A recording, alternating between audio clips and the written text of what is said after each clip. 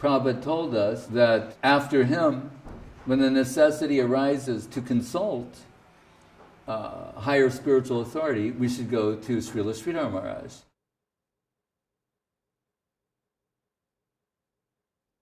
So the GBC is that we're all going to meet with him and get some advice, some counsel, some direction.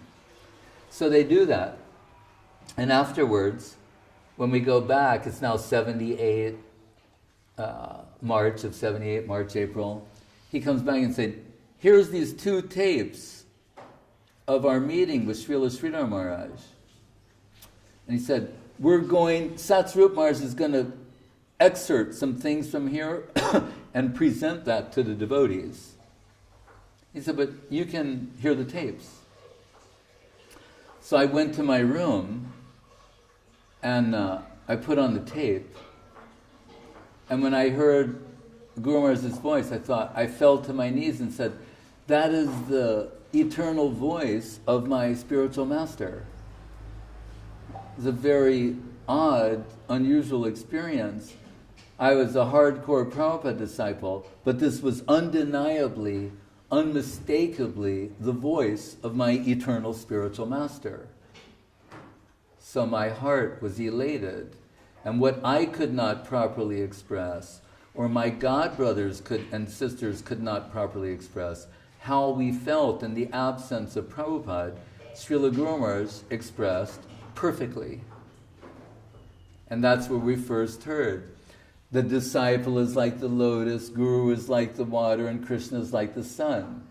When the lotus is situated safely in the waters of Sri Guru, the hot Krishna sun, because Krishna is very intense, nourishes the lotus.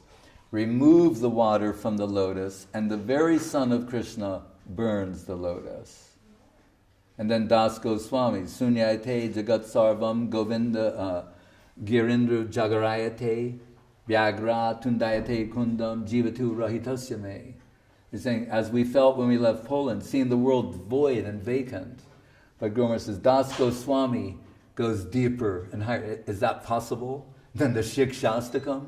When he says, those places which were formerly the object of my service and veneration, Govardhan, Radha Kunda. Govardhan looks like a python coming to swallow me.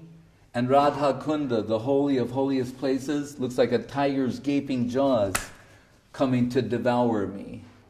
That's Raghunath Das Goswami, the Prayojan Tattva charge of the Rupanuga line. This is what I heard from Guru Maharaj. And I was captured. I was initiated. These are conceptual, it's conceptual diksha. That's what he does.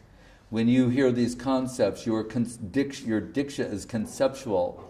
It's not the ceremony that we perform. It's that also, so people don't, that's all you'll remember. You'll forget the Das Goswami explanation, and anyway, what am I going to do? Forever, try to balance the scale? But hearing from Guru Maharaj all these things, so when my godbrother said, is there anyone who can remove your doubt?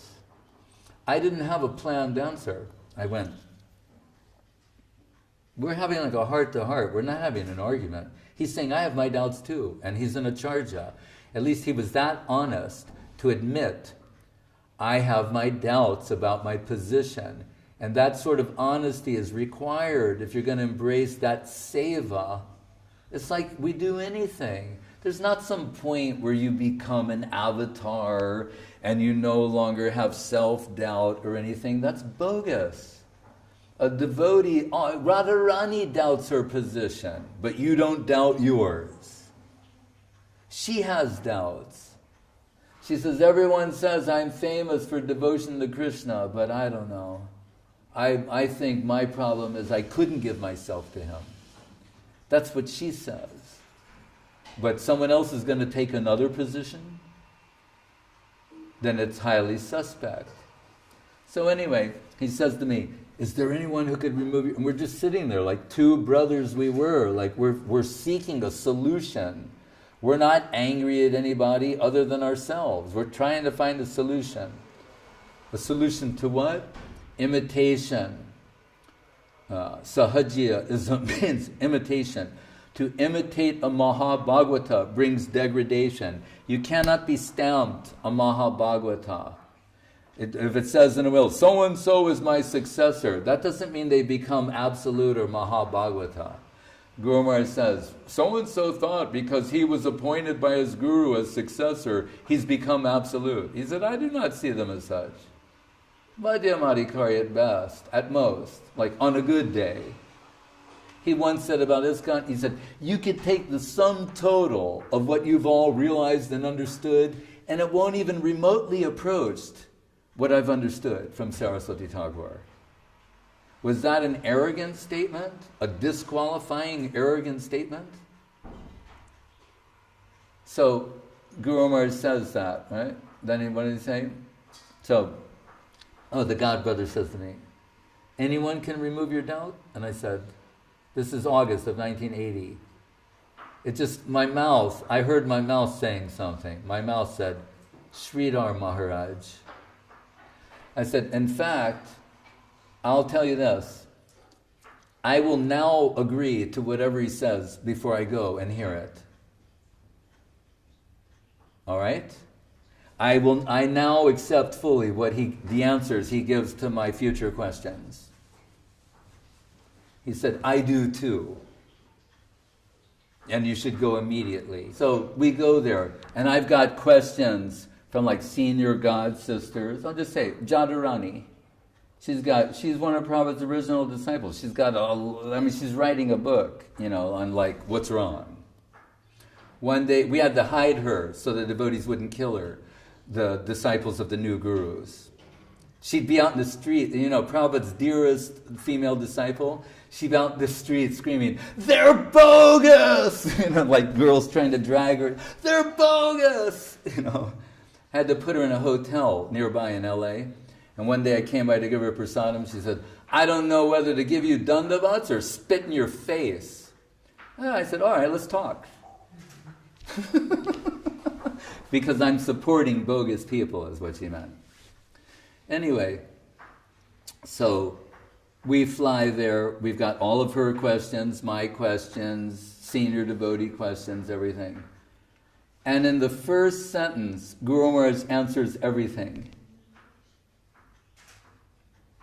In one sentence, everything is adjusted. He says, 3 types of gurus we can conceive. 1, 2 feet in Goloka, extends 1 foot to here, is taking from here to there. Another who from here has now a connection there, a foot there, 1 foot here, 1 foot there, and they're taking from here to there. And then he said, a 3rd class we can conceive, 2 feet in the mud. And we all went like, oh, thank God. That sounds like the one we know. 2 feet in the mud. And their eyes fixed on Vaikuntha, and they say, let us go there. I just threw my papers up in the air. Okay, we're done. What time's lunch? And then I realized, I guess I have to ask the rest of these questions. So, the end of the first meeting, everything's perfectly answered. Then I'm back in the mosquito net, and I look and I go, how am I going to present this to the devotee? That's what I realize is the problem. I'm totally embracing this. How do I present this to them? So, and there are those insects that are the size of bats flying into the net, and so I'm like I'll flash, geez, it looks like something in a horror movie. And then I go to this second meeting, and then try and say really offensive things to just see what Guru Maharaj will say to them. And again, perfect answers, everything. And then he once told me in the future it takes 2 meetings for him to capture someone. So it's at the end of the second meeting. Consider me captured. And Guru Maharaj, he can see it. He knows it. And he says, Dear Krishna Maharaj, are you satisfied? And in my heart, I'm saying, I want to offer myself in service to you. And I'm thinking, but that's like you're on the first date with a girl and you go, I love you. With all, I'm telling you, with all, and he was like, don't do it. Just wait. So I just said, I'm very satisfied with your answers. Do you realize there's a connecting thread between Prabhupada, Guru Maharaj, and Gurudev? That's real. There's a real current between the three of them. Has nothing to do with institutions, organizations, external aspects. In India, there's no Pope of the Hindu Church. They didn't have organizations until the end of the 19th century, beginning of the 20th century. It's always been guru and disciple. That's all it's ever been. That's all it ever actually will be. Has nothing to do with organizations, right? That you pledge your allegiance to an organization. Guru Maharaj will say, form and substance. It's always about that. Identifying form and what is substantial, or in modern language, what a statistical analysis calls separating the signal from the noise. There will always be so much noise. You have to detect signal in the midst of so much distracting noise. Guru Maharaj's examples. What is the Ganga? He said sometimes you see a river is coming, here's the Ganga. When the Ganga enters the current of another river, it's not Ganga anymore. When another river enters the current of the Ganga, it's now Ganga. He said, so they will say, what is the Ganga? The undercurrent. It's the current. It's not the water, it's the current that's moving the water. And then he'd say, Nake kaj nanisheshe kaj. What is more important, the nose or the breath? We like to have a nose and a pretty nose. I don't have one, but some people do. But if it comes to a choice, like the girl on the cover of we've seen in the last year, you need breath. What's really important is the breath going through the nose. Not that somebody's got a pretty button nose, someone else's nose is broken, someone's got a long one, a short one. What's important is the breath going through the nose. These are the teachings of Srila Guru Maharaj. He's the last man in the world to be an organization man. Nadanam najanam nasundarim kavitam ba jagadisha kamaye mama janmani janmani share bhavatat bhakti rahoitaki tvai. Mahaprabhu's teaching. He said, I've come here to be a servant of Mahaprabhu. Can you help me make progress towards that? No interest in your men, your money, and your buildings, your properties. Anyone who is an aspiring member or a card-carrying member of the Chaitanya Saraswat Math has to understand who the founder, Acharya, is of the Math. Otherwise, you won't be able to properly assess the value of anything or anyone. To have this connection and not be acquainted with the teachings of Guru Maharaj is unacceptable. It's just out and out unacceptable. There's no other word for it. You can't say, oh, we don't know Guru Maharaj. Then connect with somebody who does. Blind faith, Guru Maharaj said, is diseased faith. Unless you're a Jnana Shunya Bhakta, blind faith, in his exact words, diseased faith. You'll be easily deceived by the shallow, superficial appearances of what is Guru, what is not Guru. When one of Govinda Maharaj's so-called disciples observed that he does not chant japa, right? Who's giving Harinam to everyone does not chant Harinam on the Malika.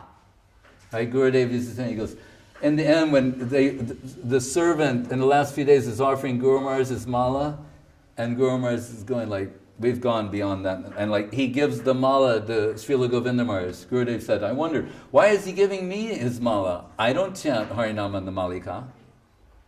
With a smile, Gurudev is telling me that. Why is he giving it to me? I don't chant japa. But he gives Harinam. Can you digest that? The man who gives Harinam in the line, the Rupanuga line, he doesn't chant japa. Either he's bogus or he's a Ragamarg Bhakta. Right? Who can do that? So when some smart devotee observed, he's seeing him do so many other things, watching television, cricket, Bengali soaps, this, that, the other thing, and sees he's not chanting japa, he's going like, do you chant japa? Gurudev said, do you want me to make a show? Like he's ready, he goes, I can go get my mala. Do you want me to make a show for you? I will, if you require it.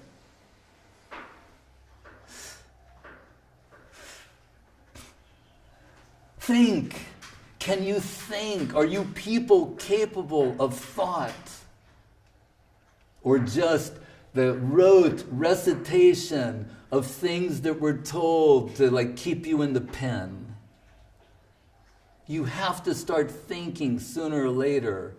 If you portray yourself as a follower of Bhakti Rakak Sridhar Dev Goswami, you can't ignore his teachings. How much longer are you going to ignore what it says in Sri Guru and His Grace? Books spoken directly by him, and come up with some insane quote like, now is not the time for Sri Guru and His Grace. You know what? Now hear this. Now is the time for Sri Guru and His Grace. Read it again, study it, memorize it, and if you don't understand anything in that book, ask me and I'll explain it to you. Sri Guru and His Grace is the book on Guru. I told Guru Maharaj, after we made Search for Sri Krishna, Reality the Beautiful, I said, the devotees are so confused about Guru that I'm thinking to take all the different things you've said on Guru and make a book. It'll be like the Guru book. And incidentally, after we did it, you know what he told me later? You should make a book for acharjas. A similar book for acharjas. Maybe we should. It's time to follow that order. That's what he told them. Make another book that's like for acharja manual. Tasmad Guru Prapadyeta Jigyasu Shreya Uttamam Shabde Parecha Nishnatam Brahmanupasamashrayam. It's a famous Bhagavatam sloka. It's what you're supposed to know these things. What I'm quoting now, these are not some esoteric verses. These are the ones that everyone's supposed to have like committed to memory 30 years ago. The esoteric ones, that's another subject. These are just your basic guru slokas, how you understand who is a guru, what is a guru, when to approach a guru. It's all there, right? Everybody's supposed to know it. Right? And if you don't, then just serve somebody who does. That's the way it works. Understand what Guru Maharaj said. He's the founder in charge of this mat. He and Gurudev, as I wrote this morning, those two are irreplaceable. Everyone else is replaceable. They are Chaitanya Saraswat Mat. Without them, it's only a shell of what it used to be. No one can replace them. In Guru Maharaj's opinion, no one could take the rudder of the mat but Govinda Maharaj. Then people will say, well, then why did Govinda Maharaj do what he did? Because we know, Guru Maharaj, he doesn't care for men, money, buildings. Then they go, well, then what about Govinda Maharaj? Here's the difference. He sees the men, money, buildings as the worshipable paraphernalia of his guru. So he's ready to shed blood for that. If the Chaitanya Saraswat Mat had been a Gaudiya Mat, Guru Maharaj would revere it as the worshipable paraphernalia of Saraswati Thakur and have a different opinion. But inasmuch as Saki Babu gave him this land, it's never been a public institution. It's a private institution. It's privately owned. The Chaitanya Saraswat Mat is not a public charity or any such thing. It belongs to Bhakti Rakak Sridhar Dev Goswami. It's his personal property. And he told Gurudev, if you won't become the Acharya, I will give the deities, send the deities to Puri Maharaj, and shutter the Mat. And then Gurudev came with his chart, right? And said, it says I won't live long here. And Guru Maharaj I throw your chart in the Ganga. I'm giving you life to 82. And still Gurudev's not accepting. Then Guru Maharaj said, I have the ability to voluntarily give up the body. If you do not do this, I will voluntarily just disappear, like Babaji Maharaj did. Then Gurudev realized, then that blame will be upon me. And I can't tolerate your separation. So then he said, I am your goat.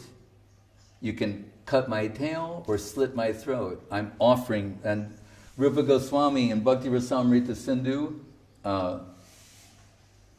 quotes Jiva Goswami saying, that's Sharanagati. That's how you offer like a sold animal. That's the example. I remember the first time I read that, I go, boy, this doesn't sound like nectar, Prabhu. Where's some of that nectar stuff? You know, and the rain, the shower of nectar from, we want that, right? We don't want to hear that surrender is like being a sold out animal. Like I tell people, Dasi means slave girl. If you look in the Sanskrit dictionary, it goes Dasi, slave girl, female slave servant. When Avadut Maharaj met the South Indian queen, and somehow it came out like, oh, so you all consider yourselves servants of the deity? She said, no. We consider ourselves slaves of the deity, not servant, slave. So you can see, hear anything, Guru Maharaj's preferred word is slave. And slave, not even directly the slave, but slave of the slave of the slave. Gopi Bhartur Padakamalayo Dasa Dasa Anudasa. Guru Maharaj likes naked truth. Tyaktva Turnamashesha Mandalapidi Shranim Sadat Tuchabat Bhutva Dina Ganeshako Kurana Kopina Tasrito Gopi Bhava Rasamritab Dilahari Kalola Magno Muhur. It's one of the first slokas I ever heard Prabhupada quote. 1971, San Francisco, Haight-Ashbury, Hippie Hill, Strawberry Fields, Kezar Stadium. What was he saying? Chakpa Turma Shesha Mandala Pati Shranim Sadat Tuchavat. They gave up society consciousness. What? Took the copium, didn't take anything with them, got rid of all of that. And what did they take? Something? Gopi, Baba, Rasam. They found that more appealing than. So when I went to Guru Maharaj, after being unceremoniously run out of ISKCON, what did he say? Society consciousness and God consciousness. When society consciousness comes to hinder the development of God consciousness, it should be left away. That's what he did. That's what I did. That's what everyone must do, but it's a personal thing. Actually it was Bhavananda Maharaj. He's a friend of mine, so I can say this. He'd go, stay in Prabhupada's house. Prabhupada's house is in Mayapur. Stay here in Prabhupada's house and you can visit your uncle. He was very, affectionate, generous in that way. But Guru Maharaj's response to that type of affectionate expression was interesting. So they tell him, they say, the chairman of the GBC says we shouldn't stay here at your mat. We should stay in Mayapur in ISKCON, and every day we can cross the river and come to hear for you, but then go back and stay there. It sounds very reasonable. And Guru Maharaj said, now you'll have to make a decision. He said, because if you stay there and come to hear from me, your hearing may not be of a very perfect type. Why? Because of the contamination of that place. It's Mayapur. It's the birthplace of Mahaprabhu. Why? What does he mean by the contamination of that place? The contamination of the place means that place where you're going to hear some other conception about who I am and what it is I represent. And then in a polluted mental state, you're going to come and hear from me. And say, oh, didn't Prabhupada say not to hear from his godbrothers? Didn't he say they can only harm us, they cannot help us? Isn't he the one that helped them violate the order of Saraswati Thakur? And so he said, and then he gave me as an example, he said, Dear Krishna, he's a desperate man now. Like that. Because I had already gone to San Jose to start the preaching of Guru Maharaj in America and the Western world. And he said, but he didn't want to say his own name, so he said, but he has got such faith in here that he told them, either I'm allowed to speak the truth or I don't care for your association. He's a desperate man now. He said, so all of you, you'll have to make a choice. And he said, I'm not going to suffer the consequence of your choice. You will. And he said, and one thing you might want to factor in, he said, we don't have the same facilities that they have there. And really he meant it. The mat, it didn't have tile on the floor in the Nat Mandir. They couldn't afford to. Few rooms. You won't get the same facilities here that you have there. So you can think about all those things and make a choice. What is it going to be? Your choice is going to be based upon peer pressure, society consciousness, God consciousness. When Guru Maharaj told me, all risk and no gain. First, no risk, no gain. And I said, yes. Because he goes, are you familiar with that? I'm falling in his trap. He's just trapping me. You know the expression, no risk, no gain? I go, yes, Maharaj. Following that, I came to your holy lotus feet, and I'm feeling so that it was a good decision to make, and I've been rewarded beyond my imagination. And he said, but you know, there's another saying, maybe you're not familiar with. I go, what's that? All risk and no gain. Do you know that one? I'm thinking like, did I mishear? He said, this is the Braja Gopis. You risk everything with the anticipation of gaining nothing. Are you ready for that? And I thought, I don't know if I'm ready for that. And then he explains, because you think this world is something, you think you're risking everything. And because you don't have a developed spiritual concept, you think you're not getting anything. But actually, as you make progress, you'll realize this world is nothing, and this is all substantial. So what appeared to be all risk and no gain is, in fact, all gain, and you didn't risk anything. He's trying to bring us to the plane of all risk and no gain. Not where we calculate, well, let's see, if I go this way or that way, then, that's what we're normally doing. I'm doing it too. I'm not exempting myself from this.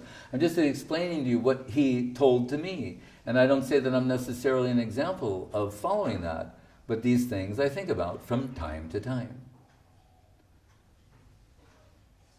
That's what he's always trying to pull you in deeper. That's what he means by dive deep into reality. There's nothing shallow or superficial about Guru Maharaj. And that's what I'm telling to you now. What you're afraid of is the truth. It's not all this other stuff. You're afraid of the truth and of taking a stand for the truth. And if you're a real follower of Guru Maharaj and Gurudev, you, with all your fear of the truth, you'll still take a stand for the truth, knowing you have their backing. Don't succumb to peer pressure rumors, social networks, and all this distraction, all this noise in the midst of signal. What did Gurudev say? Make yourself a fit receiver. You've got more than ample signal coming to you, but you're distracted by noise, and you're afraid of the social consequences of taking a stand for the truth. When one of my godbrothers got very fired up about Guru Maharaj, and then he cooled off after a while when they offered him position. Then he cooled off. And he could no longer look me in the eye. And we had shared so many things in appreciation of Guru Maharaj, now he couldn't look in my eye. And I told him, I said, you know what my situation is like? I said, I'm like a pregnant nun. Everyone will see gradually what happened to me, and there's no way out. I mean, denying it. And I've been impregnated by a paramour. That's what all you Prabhupada disciples will see. I've been impregnated by somebody else, and it's just going to gradually get bigger and bigger and bigger. And I said, and I'm willing to accept the humiliation or the social consequences of bearing the child of that realization. That's what it is. If something has entered us, real and substantial, it will grow and develop and give birth. And those who want that thing will bear the social consequences of that your peers don't approve. Someone will say a bad thing about you. I've been told, I betrayed Prabhupada. I'm not following his will. Prabhupada said, don't hear from the God brothers, they can only harm us. Srila Sridhar Maharaj is responsible for disobeying Saraswati Thakur's will and wishes. Many things. And what did Guru Maharaj say when I talked to him? He goes, I am a man who, if I was in Vaikuntha, would be a troublemaker. That's how he described himself. And when I said in LA, I said, maybe there's some truth. They're saying that I'm dealing too much with Shastra, scriptures, head in the clouds, and the manager should be someone who's got his feet on the ground and more hands-on and that kind of stuff, getting fleet discounts on vehicles. I said, maybe there's some truth to that. And Guru Maharaj said, many can manage money, men, buildings. He said, but those who can go up and bring down some higher substance, that is very rare. And then he said, and also, if what you are saying is true, then why have you come for my association? And he started to smile and he said, birds of a feather flock together. And I said, I want to be in that flock.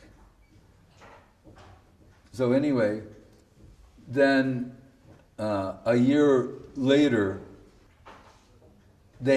I'm now preaching openly about Guru Maharaj. And what's the worst thing that's happening? Devotees are becoming enlivened. So the leaders are very worried. Devotees are becoming enlivened. That can't be good. So they hire my former protege to monitor all my classes and to catch me saying something that's not in line with Prabhupada's teachings. Because now I'm just talking all the time about Guru Maharaj and his concepts. During that period, I have a dream vision of Guru Maharaj, of Prabhupada, And I approach him, Vyasa-san, and say, how am I to understand my relationship with you and with Srila Sridhar Maharaj? And he says, you should accept him as your spiritual master. I have trained you up to this point, and he will do the remainder. So I wrote that to Guru Maharaj in a letter, and with some other appropriate slokas, quotations, etc., and he happily accepted that. But I predicted at that time, I said, either they're going to kick me out, or make me so uncomfortable that I'll just leave voluntarily. In other words, they're going to start speaking against you. And it just reached a certain point again. It was in August of 1981. Here's what happened. I gave a class about Brahmajyoti. That's what started it all. Guru Maharaj's Siddhanta about Tatastha Shakti, Brahmajyoti, etc. At the end of my class, in a temple room with around 300 devotees there, the former protege jumps up and screams at the top of his lungs, "I challenge your authority to make these statements." Like that. And I say, I'm quoting, Srila Bhakti Sudhir Goswami Maharaj, who's the supreme authority of Gaudiya Vaishnavism. And that's all they needed. That I refer to him as the supreme authority. And I still do. And Govinda Maharaj accepts him as the supreme authority. So, I tell the leader, I think I need to consult with Srila Sridhar Maharaj right now. He goes, oh, I think so too. Because he realized this way we don't have to have a fight, a public thing, just here's your ticket. We thought you might want to come. And he knows, I'm leaving, I'm not coming back, we're not going to see each other again. And we haven't. It was August of 1981. And that's when I go to Guru Maharaj. And he's already heard before I get there everything. And he'd never heard the expression kicked out before. He goes, I didn't catch it, Nimai did. Told that he was kicked out. Like Guru Maharaj is going, kicked out. Like he's thinking about that, kicked out. Because he always uses the word oust. I didn't catch it, Nimai did. He was kicked out. And so the first thing he says to me, because he's a lawyer also by background, he said, you can appeal. He starts telling me what all my options are, like I'm his client. And I said, I don't want to fight with them. I just want to stay with, I'm finished. Thank you very much, I'm finished. And that's when Guru Maharaj said, society consciousness and God consciousness. When society consciousness hinders the development of God consciousness, it should be left away. And what was particularly beautiful about that, when I arrived at Navadvip train station, I get on the rickshaw, it's night, and only the moon is shining, and there's like evening jasmine in the air, and I come out, Guru Maharaj should usually be in bed by that time, he's outside, he's waiting for me, and the moon is illuminating his face. Moonshine. Pearl moonshine. Like I chastised some lady in Vrindavan recently, who were at the Madan Mohan temple, and I gave what I just thought was an inspiring talk. And then we're leaving, and she pointed to some so-called sadhu in a kopine and said, he looks like my Guru Maharaj. And, it was like Nrsingadev appeared in me. And I disagreed. But I didn't say anything offensive to her. But what I told her, and actually later I explained to her, and she's very happy about it. I've been writing this pranam, you can say, for Srila Guru Maharaj for many, many years. And I revisit it once a year to see if anything new comes. And she helped advance one of the lines. Because what it is when Guru Maharaj would talk like this, if you look at his fingernails, they look like pearl moonshine. So in the pranam it says, there is this vision of, there's this lotus flower, this beautiful lotus flower that has 11 moons orbiting it that are exhibiting pearl moonshine. So what they are the 10 fingernails. When he says, and Mahaprabhu, and these moons, they orbit in erratic patterns according to what he's expressing conceptually. So his face is the lotus flower, the fingernails on his holy lotus hands are those moons, mukta, and they're orbiting. But see, in Sanskrit poetry, if you can say something by inference, it's better than saying it directly.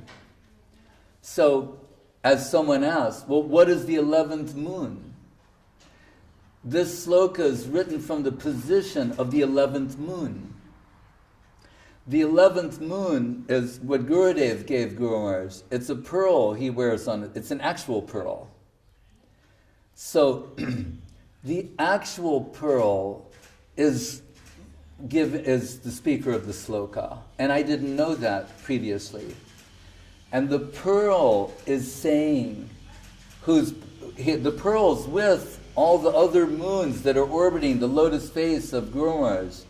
But the pearl is saying, I'm not so beautiful. My ability to shine is a ninda compared to the beauty of those 10 pearl moons that are orbiting that inconceivably beautiful lotus. That pearl is voicing these sentiments. This is the line of Chaitanya Saraswat Mat. It is what distinguishes it from any other mat, is the wealth of Guru Maharaj.